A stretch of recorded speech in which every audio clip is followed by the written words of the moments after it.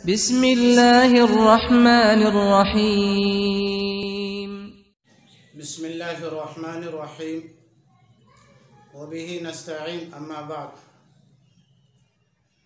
मुअज़्ज़ज़ सामिईन किराम और नाज़रीन इज़्ज़ाम, शब बारात के ताल्लुक़ से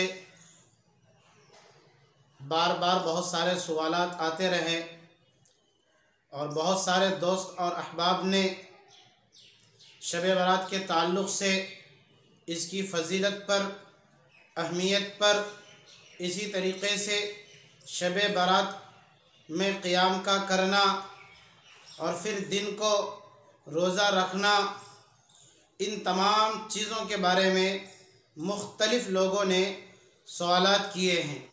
तो देखिए, शब बारात के ताल्लुक़ से चंद अहादीस हैं जिनमें शब बारात की अहमियत और फ़ज़ीलत को बयान किया गया है। यह और बात है कि उनमें से बाज़ रिवायात बहुत ज़्यादा कमज़ोर हैं, लेकिन मुतअद्दिद अहादीस में शब बारात की अहमियत वारिद हुई है और हमारे अकाबिरीन उलमाए हक़ ने शब बारात में इबादत करने को बेहतर और अफजल समझा है। नाज़रीन इज़्ज़ाम, मैं हदीस के हवाले से चंद बातें आप लोगों की खिदमत में पेश करूँगा। पहली बात तो ये है कि शब बारात की फ़ज़ीलत क्या है कुरान और हदीस की रोशनी में। दूसरी बात, शब बारात में कितने ऐसे वो उमूर हैं जो हमारे समाज, हमारे माशरे और हमारी सोसाइटी में राइज हैं, जिनका तसव्वुर और जिनकी कोई असल शरीयत में नहीं मिलती है। इसी तरीक़े से शब बारात में कब्रस्तान जाना, इसकी क्या हकीकत है, अहादीस में किस हद तक जाने के बारे में तरगीब या जाने की इजाज़त मिलती है, इस पर भी मैं मुख्तसर रोशनी डालने की कोशिश करूँगा। सबसे पहले तो मैं आपको ये बतलाना चाहता हूँ कि शब बारात की फ़ज़ीलत है या नहीं। कि देखिए, मुतअद्दिद अहादीस से ये बात साबित है। अब हम सारी रिवायात पर एक नज़र डालते हैं और तमाम रिवायात को देखने के बाद ये समझ में आता है कि इस रात को इबादत करना बेहतर और मुस्तहब है, ज़रूरी नहीं है। और सारी रिवायात पर एक नज़र डालने के बाद ये समझ में आता है कि शब बारात में बुनियादी एतबार से दो चीज़ें हैं। एक चीज़ है रात को इबादत करना, जिसको क़ियामुल लैल कहा गया, और दूसरी चीज़ है दिन का रोज़ा रखना। रात को इबादत करना, क़ियाम करना, ज़िक्र व अस्कार करना, तौबा इस्तिग़फ़ार करना, तिलावत का एहतमाम करना, नवाफिल का एहतमाम करना, इनफिरादी एतबार से इस हद तक इबादत करना बेहतर और मुस्तहब है। हाँ, हमारे समाज में जो ये बात राइज है कि इज्तिमाई शक्ल में नवाफिल की नमाज़ों का एहतमाम किया जाता है, फिर उन नवाफिल की नमाज़ों में मखसूस सूरतें और मखसूस आयतों का इंतिखाब किया जाता है, इसकी कोई असल और इसकी कोई हकीकत शरीयत में नहीं है और इसकी कोई हकीकत कुतुब अहादीस में नहीं मिलती है। इबादत करना अपनी बशाशत से, हस्बे तौफीक, इनफिरादी एतबार से इबादत करना चाहिए और ये इस तरीक़े से इबादत करना मुस्तहब है, बेहतर है। और इज्तिमाई शक्ल में नवाफिल का एहतमाम करना, फिर नवाफिल में मखसूस सूरतों का इंतिखाब करना, इसकी कोई असर नहीं है। और मैं आपके सामने एक हदीस पढ़ता हूँ जिस हदीस में इस रात की फ़ज़ीलत को बयान किया गया है।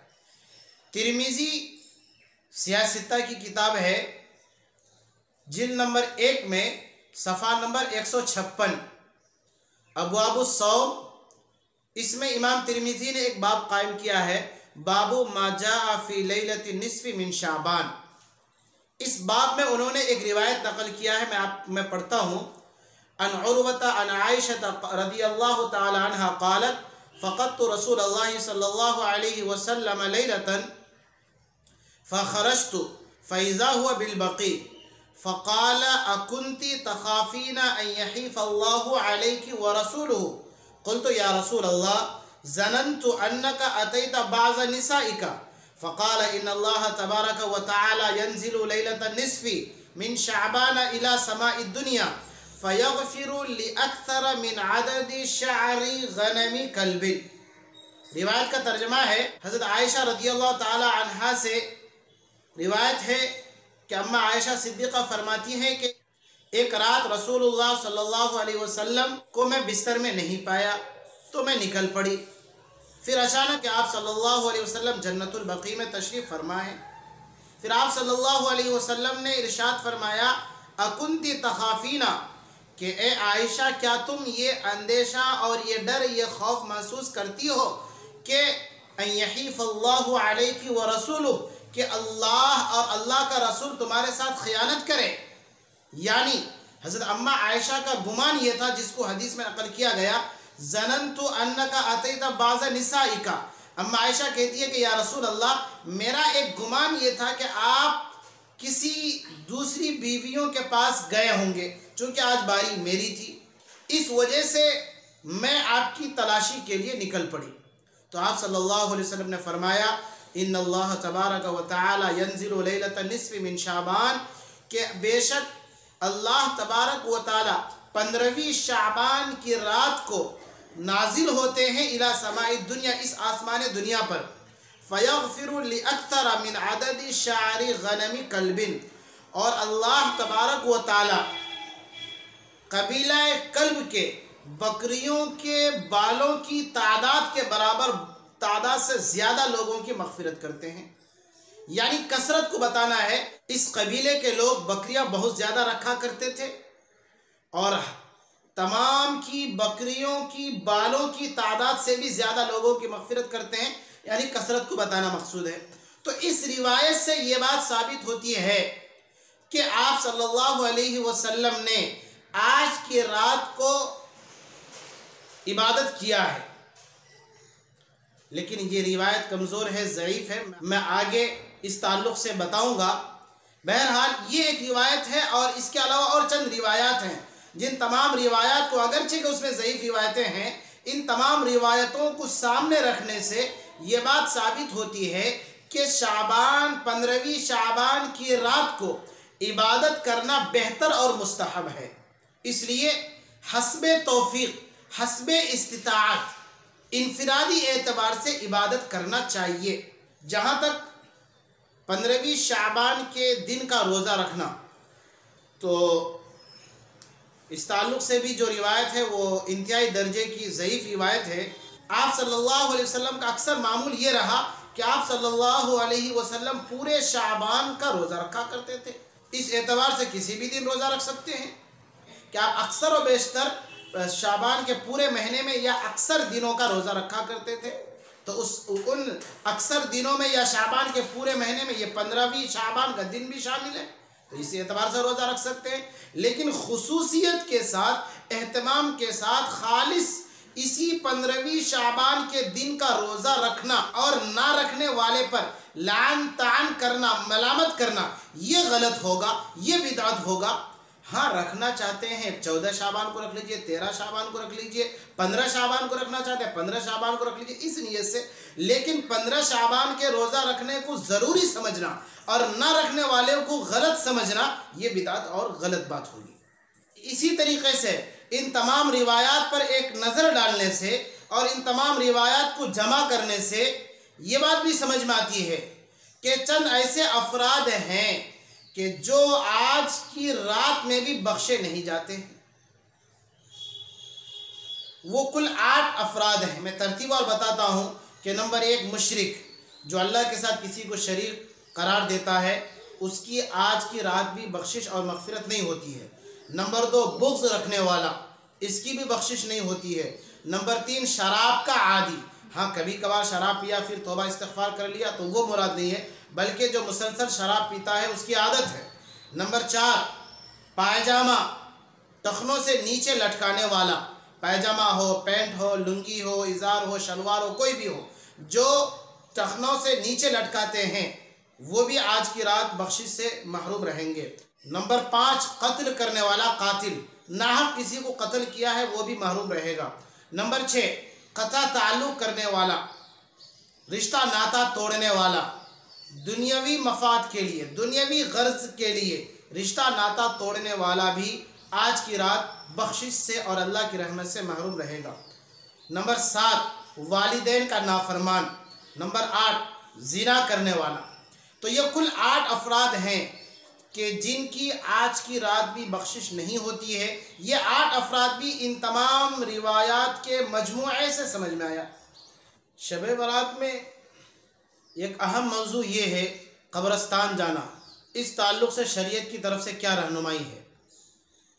तो इस ताल्लुक़ से भी एक रिवायत है, मैं पढ़ता हूँ तिरमिज़ी की, जो मैंने अभी पढ़ा आपके सामने, जिसमें अल्फाज हैं अम्मा आयशा रज़ियल्लाहु ताला अन्हा फरमाती हैं फ़क़दतु रसूलल्लाह सल्लल्लाहु अलैहि वसल्लम लैलतन फ़ख़रजतु फ़इज़ा हुवा बिलबक़ी।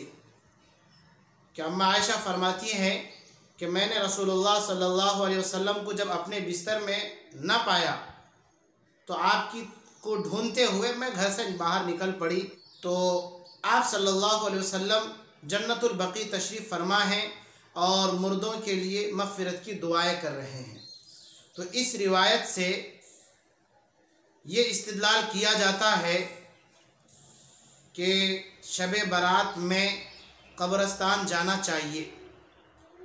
अब मैं आपको तफसील के साथ बताना चाहता हूँ कि शब बारात में कब्रस्तान जाना एहतमाम के साथ, जैसा कि हमारे समाज में होता है, हमारे माहौल में अब तक चला आ रहा है, तो क्या ये सही है या नहीं, इस रिवायत को आपके सामने रख कर के मैं तफसील के साथ बताना चाहता हूँ।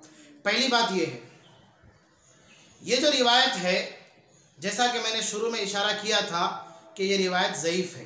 ख़ुद इमाम तिरमिज़ी अलैहिर्रहमा इस रिवायत को नकल करने के बाद फरमाते हैं, एक बार आप फिर इस किताब के नाम और सफ़ा नंबर नोट कर लें। किताब ये तिरमिज़ी है, जिल्द अव्वल है, अबवाबुस सौम है और बाब है बाबू मा जाअ फ़ी लैलति निस्फ़ि मिन शाबान, सफ़ा नंबर 156। इस रिवायत के ताल्लुक़ से एक बात यह है कि यह हदीस ज़ईफ़ है।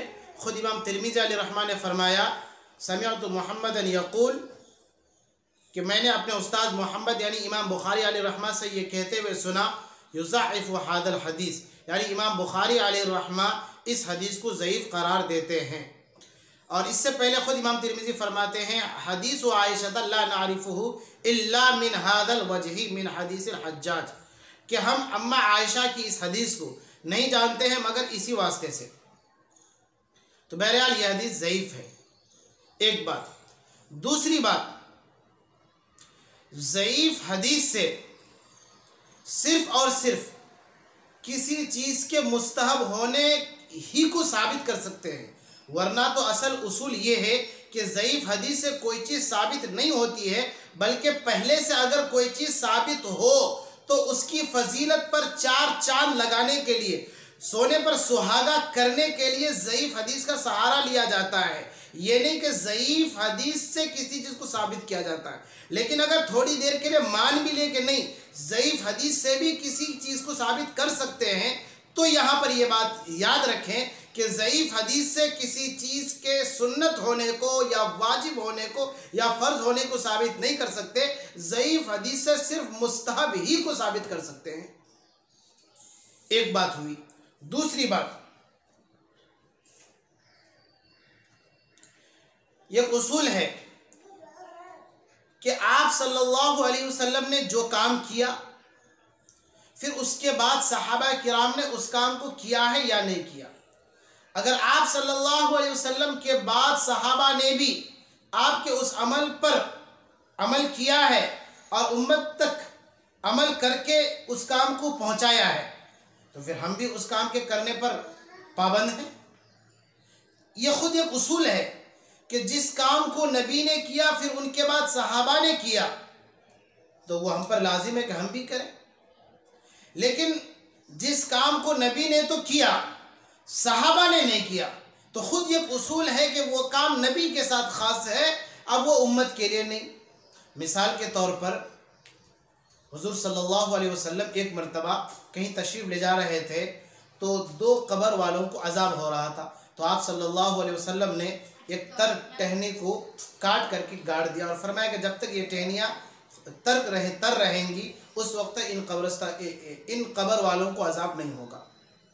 तो आपका ये वो अमल है कि पूरी ज़िंदगी में आप सल्लल्लाहु अलैहि वसल्लम की पूरी ज़िंदगी में और आपके बाद सहाबा ने अपनी पूरी ज़िंदगी में कभी इस काम को नहीं किया, तो इससे ये समझ में आया कि वो अमल नबी के साथ खास था, ये अमल नबी के साथ खास है। तो इसी तरीके से आप सल्लल्लाहु अलैहि वसल्लम शब बारात में कब्रिस्तान गए, लेकिन आपके बाद हज़रत अबू बकर का ज़माना है, हज़रत अब उमर बिन ख़त्ताब का ज़माना है, हज़रत उस्मान गनी रज़ियल्लाहु ताला अन्हु का ज़माना है, हज़रत अली का ज़माना है, तमाम सहाबा का ज़माना, उसके बाद ताबईन का ज़माना, तबे ताबईन का ज़माना, इन तमाम बुज़ुर्गान दीन औलिया किराम और उम्मत के बड़े बड़े हज़रात का ज़माना आया, उन्होंने कभी नबी की इस सुन्नत पर अमल नहीं किया। इसका मतलब ये कि ये काम नबी के साथ ख़ास है, ये नबी की खुसूसियत है। यहाँ पर मैं आपको एक बात और बतलाऊँ, कुफ़ार मक्का मुसलमानों के बारे में ये कहा करते थे, लौ काना खैरन मा सबक़ूना इलैहि। कुफ़ार मक्का ये कहा करते थे कि अगर दीन इस्लाम में कोई खैर कोई भलाई होती तो हम कुफ़ार मक्का सबक़त करते। अगरचे जो ये जुमला गलत है, कुफ़ार मक्का का इस तरह का कहना यकीनन गलत है, तो हम इस जुमले को उलट देते और कहते हैं लौ काना खैरन लसबक़ूना इलैहि। कुफ़ार मक्का तो कहते थे मा सबक़ूना, हम कहते हैं लसबक़ूना इलैहि, कि अगर कब्रिस्तान जाना आप सल्लल्लाहु अलैहि वसल्लम की सुन्नत होती और उम्मत पर इसका अमल करना सुन्नत होता तो हज़रात सहाबा किराम पहले सबक़त करते, पहले वो जाते। लेकिन हज़रात सहाबा किराम किसी ने भी इस पर अमल नहीं किया है, तो ये बात भी अहम है, समझने की है। चौथी बात यह है कि आप सल्लल्लाहु अलैहि वसल्लम कब्रिस्तान गए हैं तो अहादीस मुबारका से सिर्फ इतना ही मिलता है कि आप सल्लल्लाहु अलैहि वसल्लम अपनी हयात मुबारका में अहादीस मुबारका से एक ही बार जाना साबित है, तो आप भी जाएं एक बार।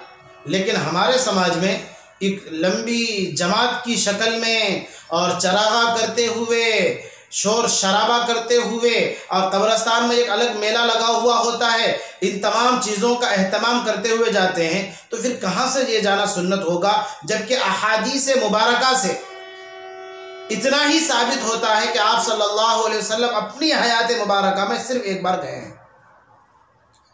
एक बात और है, ठीक है अगर आप जाना ही चाहते हैं इस रिवायत की वजह से, तो आप सल्लल्लाहु अलैहि वसल्लम जब कब्रिस्तान गए थे किसी को पता नहीं हुआ था, किसी को इत्तिला नहीं हुई थी। आप सल्लल्लाहु अलैहि वसल्लम इस हिसाब से गए थे कि खुद अम्मा आयशा जो आपकी बीवी है खुद उनको नहीं पता चला। तो यकीनन अगर हम आशिक़ रसूल होने का दावा करते हैं और सुन्नत पर अमल पैरा होने का दावा करते हैं तो हम भी जाएं, ज़रूर जाएं। लेकिन एक चीज़ यहाँ पर समझने की है कि आप सल्लल्लाहु अलैहि वसल्लम की वो तमाम सुन्नतें जो अहादीस मुबारका में जिन कैफियत के साथ मौजूद है, तो वो सारी बातें उसी वक्त तक सुन्नत रहेंगी जब तक कि हम भी उन तमाम सुन्नतों को उन्हीं कैफियत के साथ अमल करेंगे जिन कैफियत के साथ रसूलुल्लाह सल्लल्लाहु अलैहि वसल्लम ने अमल किया है। अब आप सल्लल्लाहु अलैहि वसल्लम जैसा कि हदीस से साबित है कि ज़िंदगी में एक बार गए, अकेले गए, किसी को पता भी नहीं हुआ, खुद अम्मा आयशा को पता नहीं हुआ, तो अगर ये सुन्नत है तो उसी कैफियत के साथ सुन्नत है जिस कैफियत के साथ हदीसों में मौजूद है। इसलिए जाना भी अगर है तो एक इत्तिफाकी एतबार से ज़िंदगी में कभी कभार चले गए, किसी को कोई इत्तिला नहीं। अब यहाँ क्या होता है लंबी जमात के साथ शोर शराबा करते हुए जाते हैं और कब्रिस्तान में अलग से एक मेला ठेला लगा हुआ होता है। यकीनन ये बिदअत है। आखिर में इस ताल्लुक़ से मैं ये कहूँगा कि ठीक है, जाना चाहिए, जाना ज़रूरी है। तो हम कहते हैं कि कभी 2 बजे रात उठ करके अकेले जाइए और फिर किसी ऐसे कब्रिस्तान में जाइए कि जहाँ पर रोशनी का कोई इंतज़ाम ना हो और बिल्कुल सुनसान हो। फिर वहाँ जाएं और मुर्दों के लिए मग़फ़िरत की दुआएं करें, उनके लिए ईसाल सवाब करें। फिर सुबह को वापस आकर के सारा माजरा और सारा क़िस्सा बयान करें। कभी कभार ज़िंदगी में ऐसा हो तो तब तो सुन्नत है। बाज़ाब्ता एक प्लानिंग के साथ, मनसूबा बंदी के साथ, जमात की शक्ल में शोर शराबा करते हुए, चरागा और मेला ठेला करते हुए जाना, ये कहीं से साबित नहीं है। बहरहाल आखिर में फिर मैं एक ही बात कहना चाहूँगा कि शब बारात से मुताल्लिक़ जितनी भी अहादीस में फ़ज़ाइल वारिद हुई हैं उनको मानना और फिर हस्बे तौफ़ीक़, हस्बे इस्तिताअत, इनफिरादी एतबार से ज़िक्र अज़कार, तौबा, इस्तिग़फ़ार, नवाफिल वग़ैरह का एहतमाम करना चाहिए। अल्लाह तबारक व तआला हमें सही तौर पर अमल करने की तौफ़ीक़ अता फ़रमाए। वस्सलामु अलैकुम व रहमतुल्लाहि व बरकातुहू।